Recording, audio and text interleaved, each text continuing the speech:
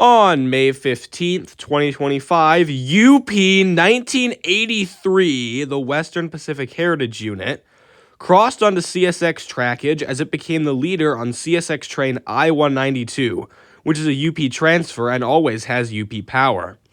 However, that was eastbound, and you can't track eastbounds on the CSX Garrett sub, so I had to miss it. However, the I-192/I-191 is the most consistent train on all of CSX, and I knew that the exact same power would come back the next day on the previously mentioned I-191. I was expecting the Western Pacific unit to be trailing, and so was kind of sad I missed the eastbound run, only for them to loop the power in North Baltimore, meaning WP was leading on the way back. After I learned that, I got very excited, and so for most of Friday, I sat and stared at heritage units, waiting for the unit to leave North Baltimore and pass the Delschler Cam, which it eventually did at around 2 p.m. So we rocketed to Walkerton and waited for it. If you watched the previous rail fanning video, you would know that chasing and pacing trains on the CSX Garrett subdivision is not only possible, but actually relatively easy. And since this was probably the rarest train I ever had the chance of seeing, at least up to this point, on the subdivision, I thought it would be worth a three-pronged chase.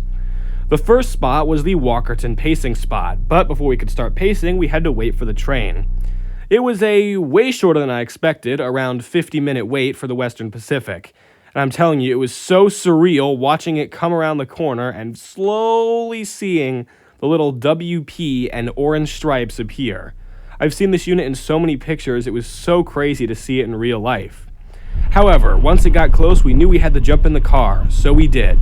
The gates went down, and we quickly drove onto Highway 6 to begin the pace. The train was moving unusually slow, so the pace was pretty long. Cue the music.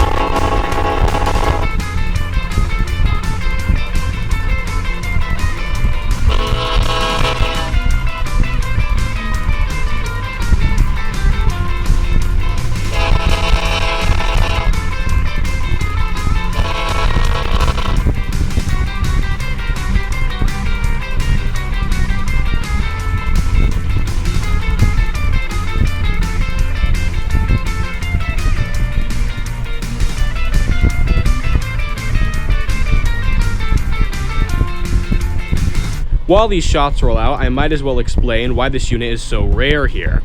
As you can see right next to the number, this unit is owned by Union Pacific.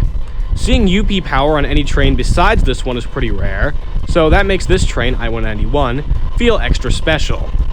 However, this is, as I said, the only train I regularly see UP power on, and so getting a Union Pacific special unit on it is, well, extremely rare. I have seen one other UP special unit on this before, the 1111 powered by our slaves unit, but that's not a heritage unit. This is a heritage unit. If I want to see the other 5, This train is the only hope I have of it. And I don't think 1983 here will ever show up again on the CSX Garrett subdivision. That's why I'm chasing it here. I need to maximize my time with it before I never see it again.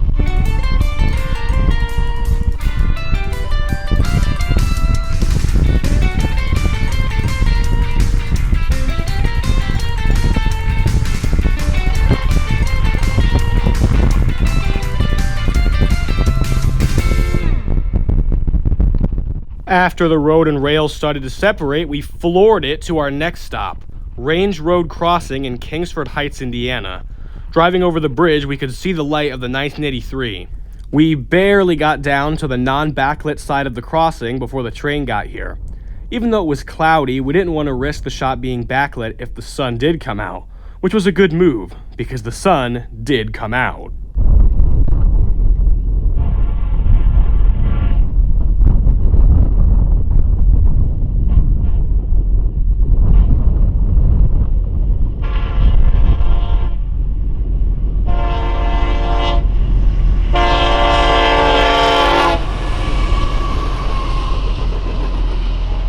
However, as soon as the train passed, we realized the side effect of my non-backlit decision. We had to wait for the whole train to pass just so we could get back onto the highway and make it to our third and final stop, Alida, Indiana, where we had caught the CSX SpongeBob Square cab in the last video. Once the train passed, we barreled back onto Highway 6, but we were very behind. There was a lot of traffic also on this day, which further slowed our trip.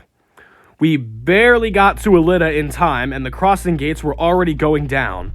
Not wanting to risk having to start the video at the crossing, wasting time, I started it in the car.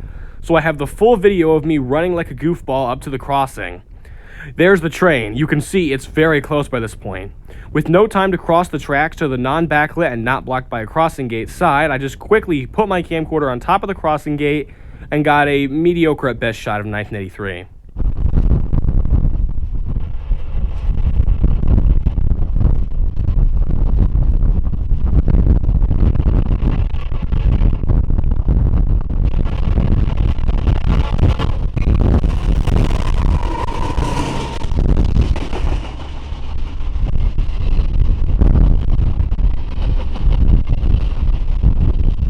I'm sure you noticed how shaky that previous shot was, and no, that wasn't me having a panic attack. It was extremely windy here. We had inadvertently driven directly into a storm. And so the wind gusts were blowing me in all directions, not to mention the wind gust from the train itself. You could even see the signs start shaking.